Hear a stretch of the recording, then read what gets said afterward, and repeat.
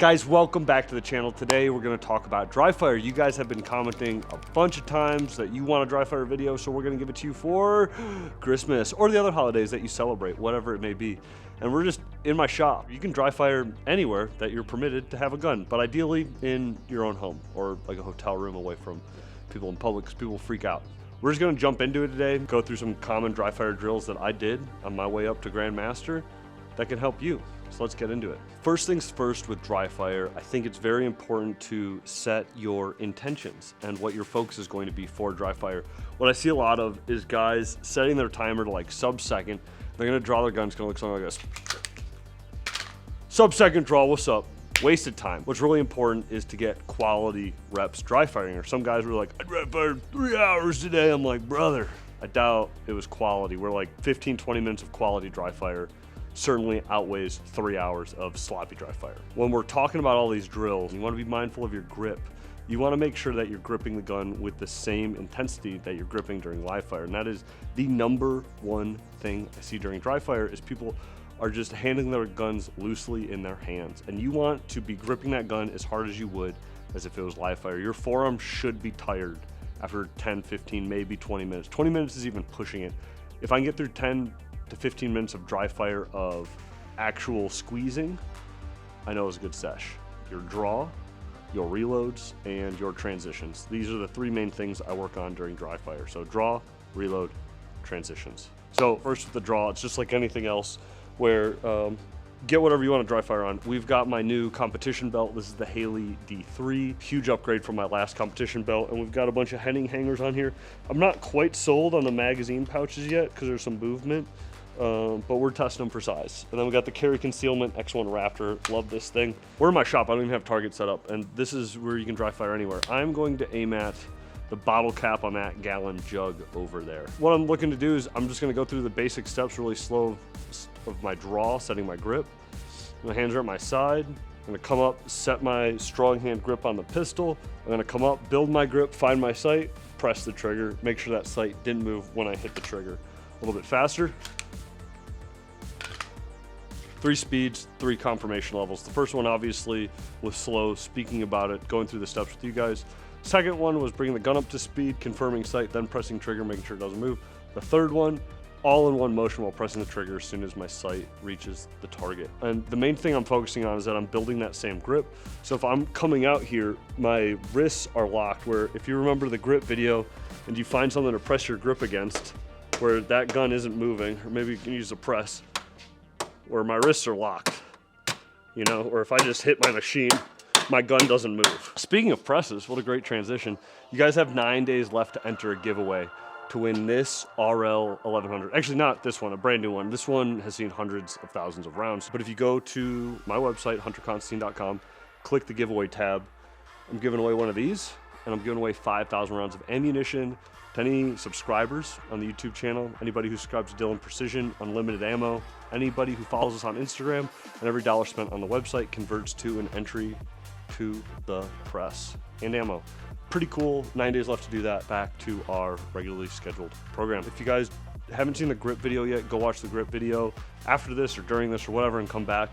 But that really explains how to get a nice solid grip on your gun, and that is the same grip we want to take through all of these drills. One thing that's really important for dry fire, in my opinion, is having a timer. That's going to keep you honest. We are going to put a delay on this bad boy. Now you can set different par times and stuff. When I first started, I'd use par times to work on that draw of getting my gun out and trying to get that 1 second beep out, maybe a second and a half, or maybe start with your gun out and work on that reload coming up and into your gun, whatever it is.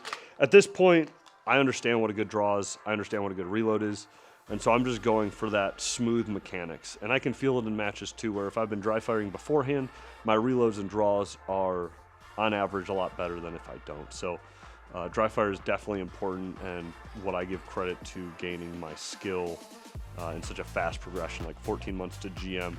And I dry fired twice a day, and just depended on the times for the amount of sessions, etc. But generally it was in the morning and at night. So it was the first thing I thought about in the morning, last thing I thought about before going to bed.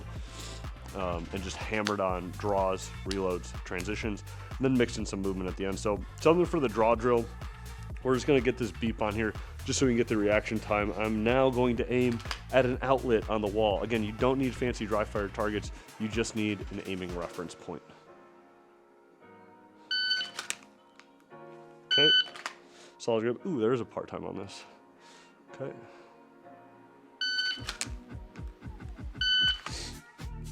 So what I'm looking for, I was talking and it beeped. I forgot I hit the buzzer. I gotta choose one thing. I can shoot or talk. We've gone over this now. But what I'm looking for here is just like absolute perfection on the consistency of that draw, where my hands are coming up, my grip's being built, and my sight is in the same spot every single time. And I'm just looking for any like nuance difference between different draws. Typically I'd set some arbitrary numbers, so I would have my aiming reference point, I'd have the time frame that I need, or if I just want like, if I'm not doing a part-time, like the perfect draw. And I'd set it, I want 10 in a row, perfect. And if I can't do 10 in a row perfectly, I have to restart, and I have to do 10 perfectly before I can move on to the next drill or be done dry firing. You'll see this a common theme as we keep going. So we'll do 5.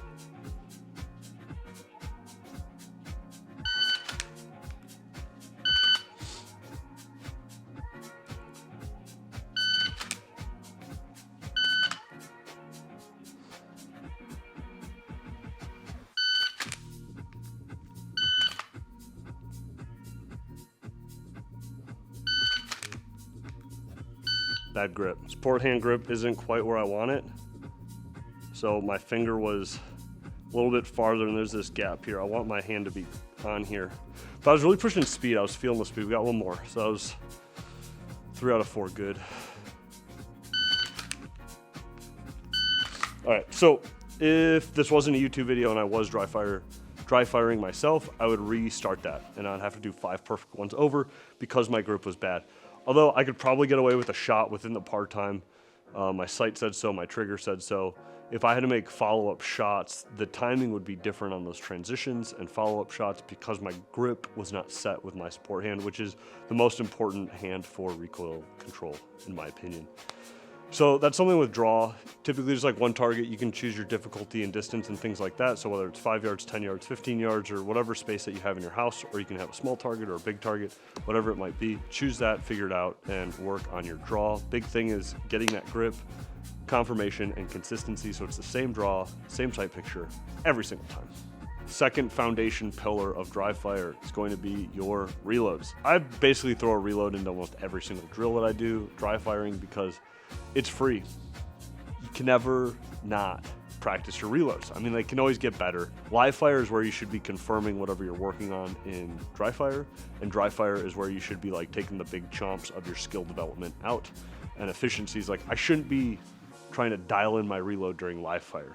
So we're gonna come up, we're gonna press the trigger twice. We're gonna take 2 shots basically. So 1, 2, and then we're gonna initiate that reload, come back up 2, and we're gonna do smoke and aces on that sconce. That sconce is gonna get duck, dude.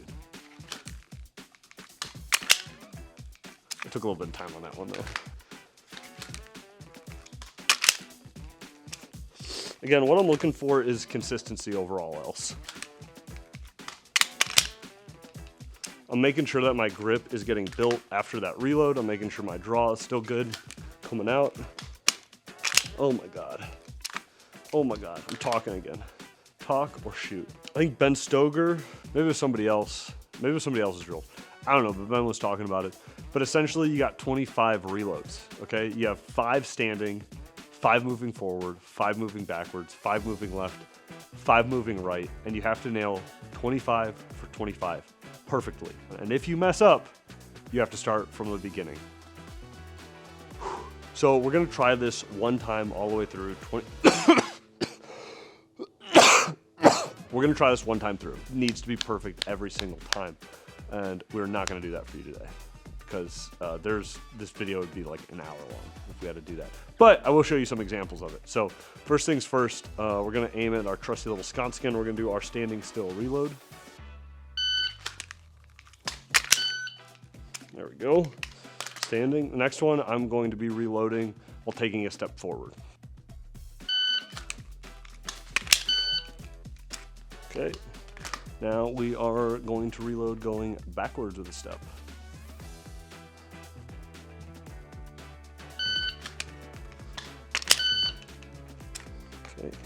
little heavy on my rear foot coming down. Now we're gonna go to the right. That was money. Now we're gonna go to the left.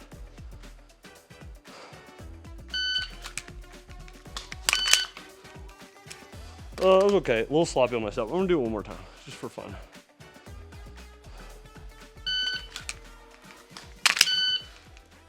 Yeah, some good stuff. Essentially, I'm gonna try to combine the draw, reloads, and some transitions all within the same drill. And just do some different variations of throttle control and things like that. So we've got our draw, and remember, we're gripping the gun with the same intensity as you're shooting with live fire. We've got your reloads, where we're looking for that consistency through your draw, your reload, your repurchase of grip, sight pictures, all of it to be consistent on the target. Final is transition. So I'm just gonna choose some different things around. So we've got that sconce. I've got 2 dials on my safe. I've got an HC logo. I've got a Gaddafi soda pop bottle. So we got 1, 2, 3, 4, 5. 5 targets. All we're gonna do for this drill is I'm gonna shoot 5, step left and reload, and shoot 5.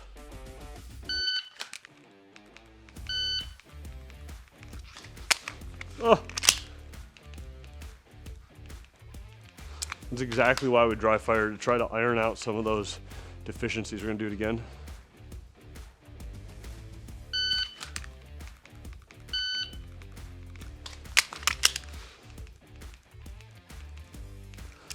All right, so my gun felt better on that run where it was stopping exactly where I wanted, but that reload is still not dialed in. Let's try it one more time.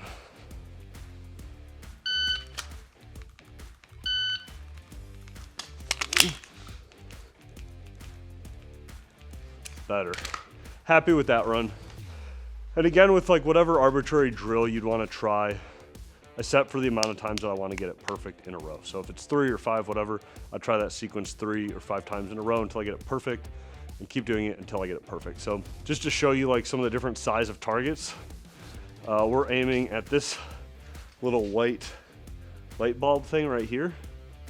Then we're aiming at this circle, which is a little bit bigger so I can be a little bit looser on the throttle. Another big circle, this little logo, and then this Gaddafi soda pop. So yeah, you can choose different like throttle controls. You can like make little stages if you want, like 1, 2, 3, 4, 5, 6. Okay, you can just like make drills up. We're just shooting off the hip. Ideally, what you're gonna do is you're going to take deficiencies that you identified in the matches that you shot, whether that's small steel on the move, reloads on the move, maybe it's just your draw, depending on what level you're at. Whatever it is, the biggest thing is to identify your deficiencies in the match, figure out the drills to work on them in dry fire, and then confirm your progress in live fire. And that should be the golden ratio for progression. Identify deficiencies, create drills to work on those deficiencies, prove that they're working, something like that. We're gonna address some of the dry fire trainers now, okay? You don't need them. They're fun. They're like toys, in my opinion. But when I was dry firing, coming up with it, I didn't use anything like that. No blazers, no monitors, no VR, none of that stuff. It's not needed. Whatever gun that you have for competition, whatever belt you're using, you got some spare magazines, maybe get some paper targets, maybe print them out on your printer, but you don't need to go out and spend hundreds of dollars on gimmicky little items. So be focused, be conscious, be consistent, get better. Happy holidays. Win a reloading press, win some ammo, buy a belt, support the channel. Dry fire, Smith & Wesson. Buy a t-shirt, buy a sweatshirt, buy a bag, get a patch, get a sticker. Check out the website. Shoot from concealed at matches next year, win some money. Giving away money, just like that. So get out there, dry fire, do it.